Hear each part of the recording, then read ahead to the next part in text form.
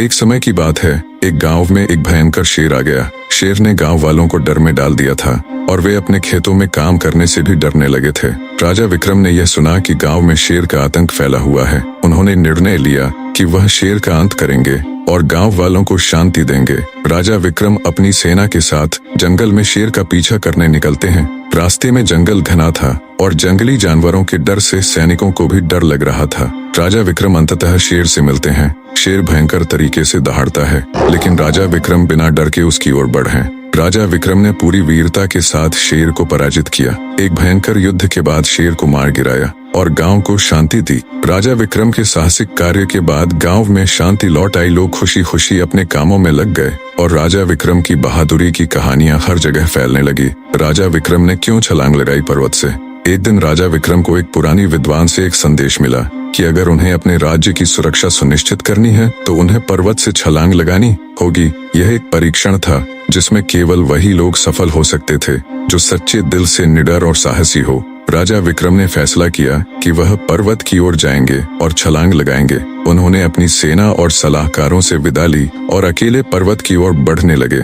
राजा विक्रम अंततः उस विशाल पर्वत के पास पहुंचते हैं जो अपने रहस्यों और खतरों के लिए प्रसिद्ध था। यहाँ के लोग कहते थे कि कोई भी वहां से सुरक्षित लौटकर नहीं आया। राजा विक्रम पर्वत की चोटी तक पहुंचते हैं। वहां एक गहरी खाई थी।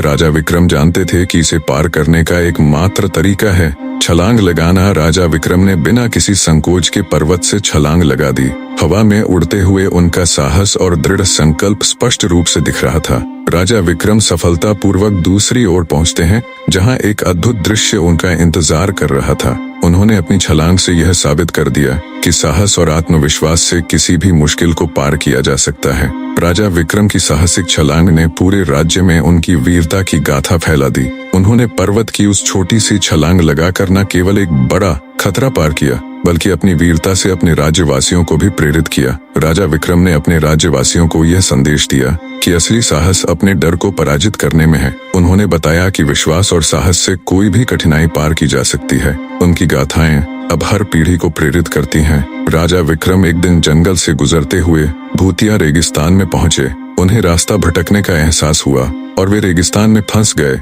विक्रम को एक भूतिया हवा का झोंका महसूस हुआ।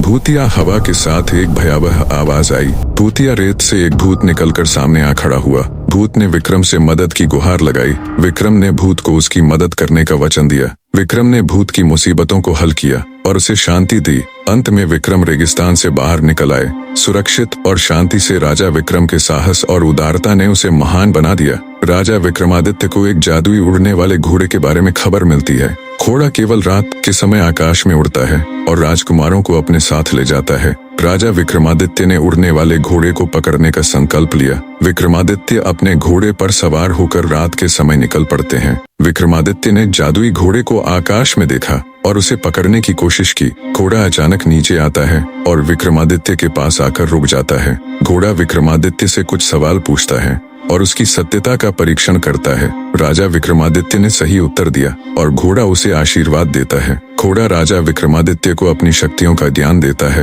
विक्रमादित्य ने जादुई घोड़े को धन्यवाद दिया और उसे अपने रास्ते पर जाने दिया। राजा विक्रमादित्य ने अपनी नई शक्तियों और ज्ञान के साथ राज्य में लौटकर अपनी प्रजा की सेवा की। राजा विक्रमादित्य की महानता और साहस की कहानी अब हर जगह सुनी जाती है। राजा विक्रमादित्य को एक वृद्ध साधु ने एक दिन बताया कि उनके राज्य के दक्षिणी जंगल में एक गुफा है जहां 40 खूंखार चोर रहते हैं। साधु ने बताया कि उस गुफा में एक ऐसा खजाना छुपा है जो व्यक्ति को अपार शक्ति और समृद्धि दे सकता है। राजा विक्रम ने इस रहस्य को सुलझाने का निर्णय लिया और अकेले ही गुफा की ओर प्रस्थान किया। जंगल में चलते हुए उन्हें गुफा के पास चोरों के पद चिन्ह और उनके टुकड़ों का डेरा मिला। राजा ने गुफा के पास पहुंचकर देखा कि चोर आपस में खजाने की रखवाली के लिए योजना बना रहे थे।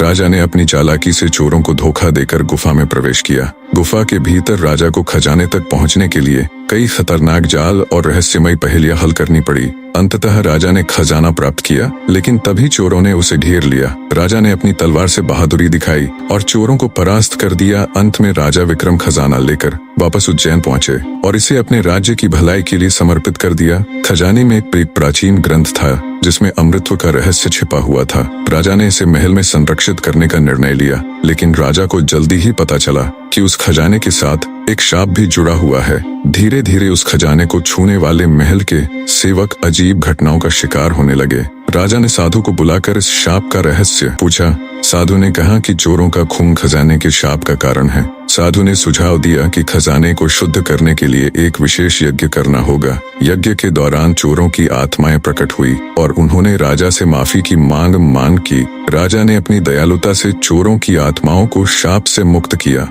और खजाना शुद्ध हो गया। इसके बाद राजा ने खजाने का उपयोग अपने राज्य की प्रजा की भलाई के लिए किया। राजा विक्रम की दयालुता और बुद्धिमत्ता की यह कहानी पूरे राज्य में फैल गई और इस तरह राजा विक्रम का नाम इतिहास में हमेशा के लिए अमर हो गया। खजाने के साथ मिली एक और रहस्यमय वस्तु थी, एक तांबे की अंगूठी जिस पर प्राचीन भाषा में कुछ लिखा था। अंगूठी को देखकर राजा ने विद्वानों को बुलाया, लेकिन वे लिखावट को पढ़ने में असमर्थ रहे। तभी एक वृद्ध ज्ञानी ने कहा कि यह अंगूठी एक अन्य गुप्त खजाने का संकेत देती है। अंगूठी के संकेतों के आधार पर राजा ने अपनी यात्रा फिर से शुरू की और इस बार उत्तर दिशा में बढ़े। उत्तर के पहाड़ों में राजा को एक विशाल पत्थर का दरवाजा मिला जिसे अंगूठी से खोला जा सकता था। दरवाजा खुलते ही राजा को एक दिव्य गुफा दिखी जहां शाश्वत ज्ञान के मंत्र लिखे थे। इन मंत्रों में लिखा था कि सच्चा खजाना धन नहीं बल्कि ज्ञान है जिसे पूरी मानवता के साथ साझा करना चाहिए। राजा ने इस ज्ञान को अपने राज्य में प्रचारित किया और प्रजा को शिक्षित करने के लिए विद्यालय स्थापित किए। धीरे धीरे उज्जैन न केवल धन समृद्धि बल्कि ज्ञान के लिए भी प्रसिद्ध हो गया। राजा विक्रम का नाम सदियों तक उनकी बहादुरी, दयालुता और ज्ञान के प्रसार के लिए अमर हो गया। उज्जैन के राजा विक्रमादित्य अपनी बुद्धिमानी और साहस के लिए पूरे भारत में प्रसिद्ध थे। एक व्यापारी ने दरबार में आकर सोने का चमकता हुआ पंख राजा को भेंट किया। व्यापारी ने बताया कि यह पंख एक रहस्यमय पक्षी गोदा का है जो केवल पूर्णिमा की रात को दिखता है। राजा विक्रम ने घोषणा की कि वह स्वयं उस पक्षी को खोजने जाएंगे। राजा ने अपने विश्वसनीय योद्धा भैरव और राजगुरु के साथ यात्रा आरंभ की। जंगल में पहली रात राजा और उनके साथी हिंसक जानवरों के बीच घिरे हुए थे। रास्ते में एक बूढ़े साधु ने उन्हें बताया कि पक्षी केवल सच्चे और साहसी लोगों के सामने आता है। राजा एक झील पर पहुंचे जिसमें सोने की मछलियां तैर रही थी। पूर्णिमा की रात आकाश में चमकता हुआ गोदा पक्षी प्रकट हुआ। पक्षी ने राजा से कहा, यदि तुम मेरे 3 प्रश्नों का उत्तर दे सको तो मैं तुम्हारा हो जाऊंगा। सच्चा राजा कौन होता है? पक्षी ने पूछा। सच्चा राजा वह है जो न्यायप्रिय हो और प्रजा के दुख को समझे। धन और धर्म में क्या महत्वपूर्ण है? पक्षी ने पूछा। धर्म धन से अधिक महत्वपूर्ण है क्योंकि धन नष्ट हो सकता है पर धर्म अमर है। मनुष्य की सबसे बड़ी कमजोरी क्या है? पक्षी ने पूछा। मनुष्य की सबसे बड़ी कमजोरी लोभ और अहंकार है, ये उसे विनाश की ओर ले जाते हैं। राजा विक्रम, तुमने अपनी योग्यता सिद्ध कर दी है। पक्षी ने अपना एक सुनहरा पंख राजा को दिया और कहा, इसका उपयोग केवल प्रजा की भलाई के लिए करना। पक्षी आकाश में उड़ गया और अदृश्य हो गया। राजा ने अपने राज्य लौटकर उस पंख का उपयोग केवल प्रजा की भलाई के लिए किया। उस पंख की शक्ति से राज्य में गरीबी और विपत्ति समाप्त हो गई। राजा विक्रम का नाम हमेशा एक न्यायप्रिय और साहसी शासक के रूप में याद किया गया। अगर आपको वीडियो पसंद आया तो द हीरोइक विक्रम चैनल को सब्सक्राइब करो।